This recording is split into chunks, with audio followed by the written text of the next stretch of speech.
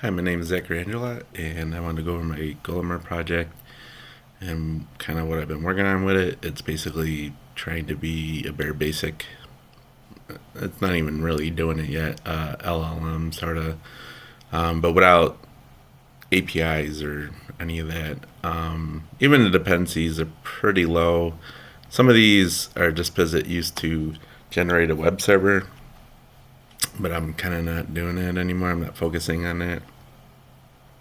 So I probably need to just get rid of them. Another one, not really useful.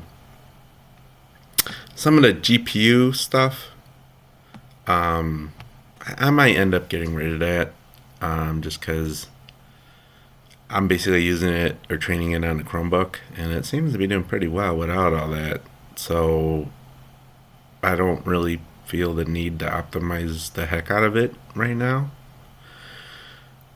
I mean, mostly because I was trying to do it on my uh, desktop computer, but I realized when I was on vacation, I could just use my Chromebook and it actually worked better, which was kind of weird. You would think by widening the parameters and everything and having a dedicated actual GPU, things would be a lot better. And I think in the beginning it was, but now I think it's kind of gotten to the point where it's gotten so efficient. Some of it is, of course, because of the vibe coding, but I just don't need it right now, I guess. So the GoFFI, I think I've documented that enough. Again, that's just another GPU dependency. I might get rid of a lot of that. Maybe. I don't know. Because I do want the ability to switch between all that. Whatever. JWT, again, that's the web server stuff. Client. I'm not even using the Prometheus stuff, so I could probably just get rid of that. The SQLite, um,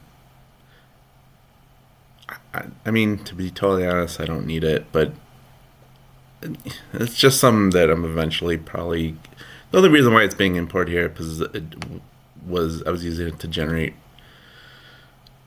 tables and all that through before when it was using more of a like REG model in order to like kind of know what you're talking about and guessing intention. It does have like a database kind of a thing file in there, um, but I'll be really honest. I don't think I'm even really using it too much. Or you could probably just use a JSON file to be really honest with you right now. It just hasn't gotten so complex that I really need it. So really, the only dependencies I'm kind of using is Gonum, and I don't even really need this because again, that's like kind of part of the GPU setup, sort of. So it goes the Born, Web GPU, GoFFI. It's really because of the GPU. So I'll be really honest. The only one I'm actually probably using is Gonum, and the only reason why I'd use that is prior I wasn't even using that. But because I was beginning to understand how to train the model and everything, and trying to get it more efficient, sort of, and trying to understand how to do it on the GPU and everything. It does use assembly code, which is kind of nice. I'm guessing I could probably somehow remove it. It might be a bit of a hit, but I don't think it would stop things. You know what I mean? So I'm guessing I don't necessarily need my dependencies. Um, it's just stuff that's kind of left over, I guess. Um, well, whatever. Anywho, what I'm focusing on now is trying to just get the sentence, and as you can tell, with it testing it, because I also made like a supervisor that then does hot reloading and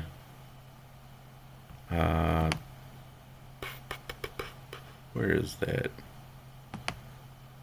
Where are you? Oh wait, no, it's under config. That basically manipulates this file.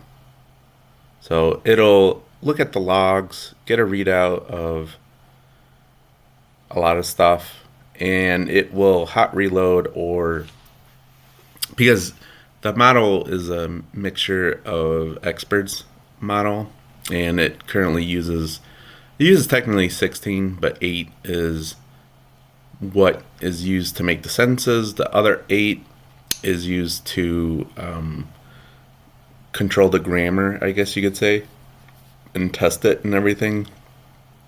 So you kind of got this layer of 8 experts trying to figure out, they're using different parts of the sentence, kind of like how tagging is, and they're also memorizing words, and then they're getting specialized in, let's say verbs, nouns, whatever, and phrases. And there's that layer of things. And because they're like using the tagging and everything, but they're also trying to predict. So they're using a neural network to predict the tagging, to specialize in certain words, and trying to be good at nouns, trying to be good at verbs, trying to be good at phrases, whatever it is. So that's one layer. And then you have 8 other experts who are looking at different parts of how the sentence is being structured, because currently all I'm training on is 41 different sentences. And that's just because originally I had been doing it on maybe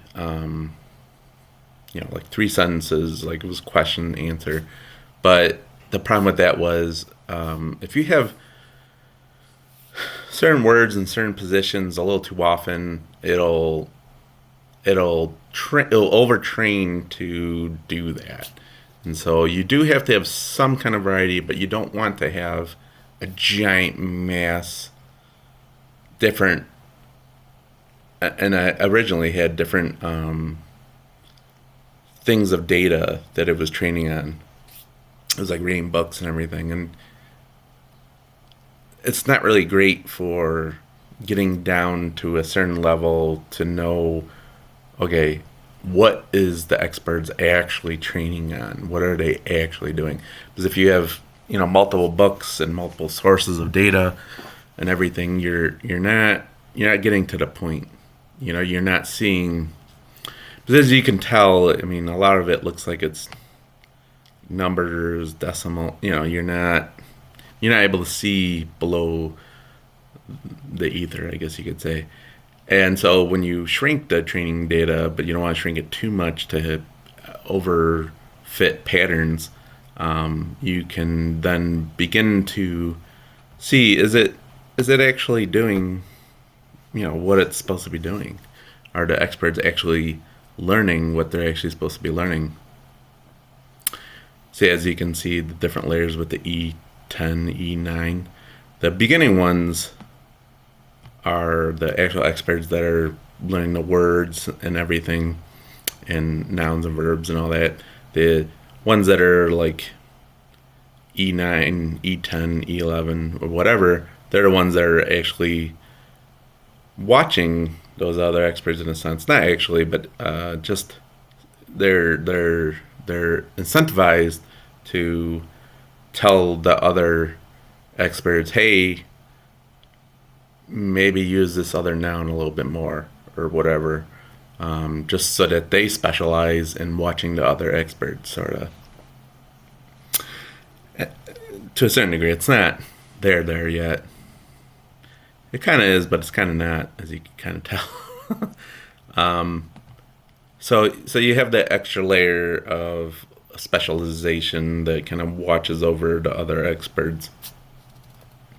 And then you have something like the supervisor, which he basically looks at the readouts of the actual sentences, and goes, okay, well, this is okay, but it's some isn't quite adding up here.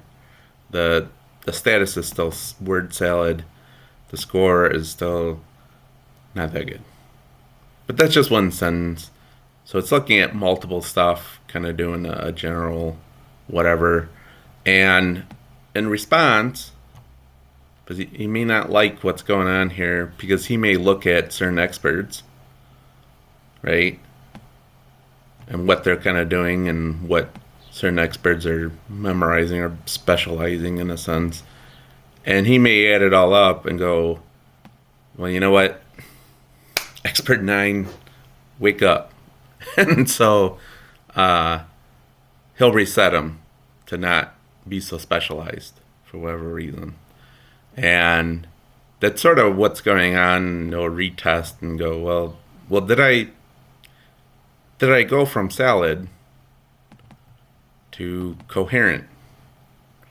And as you can tell, the coherent, it's not coherent, but it's better than what was prior there, right?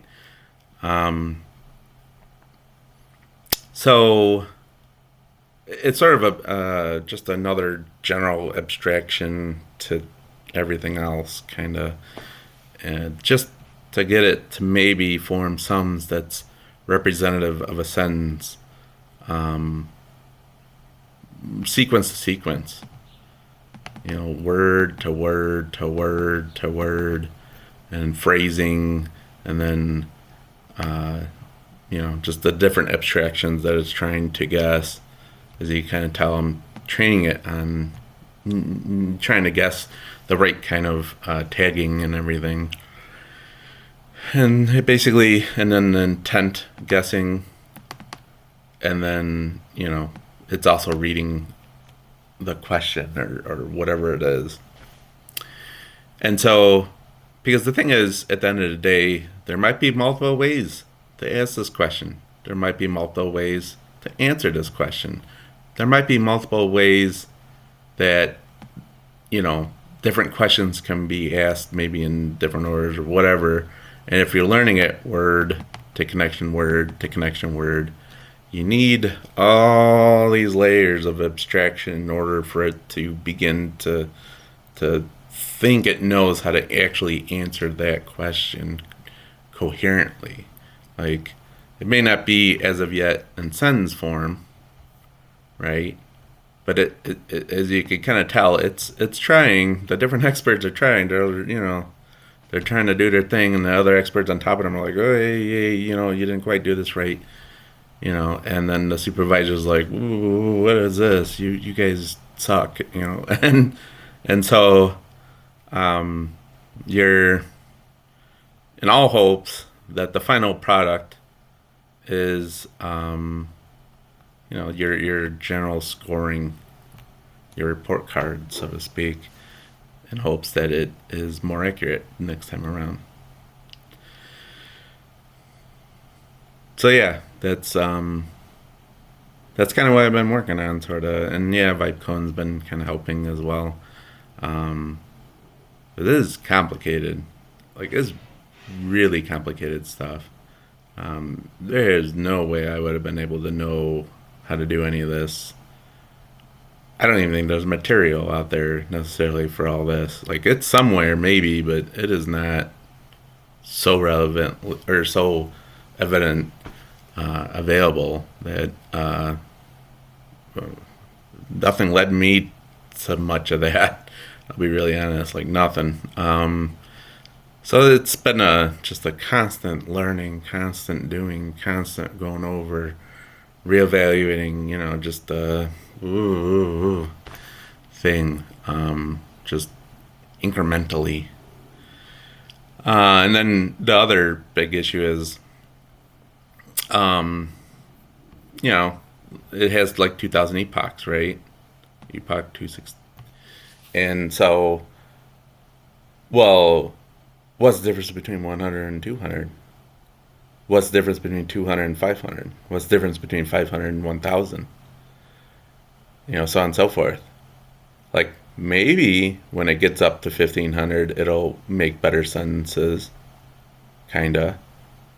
but does it actually make a sentence?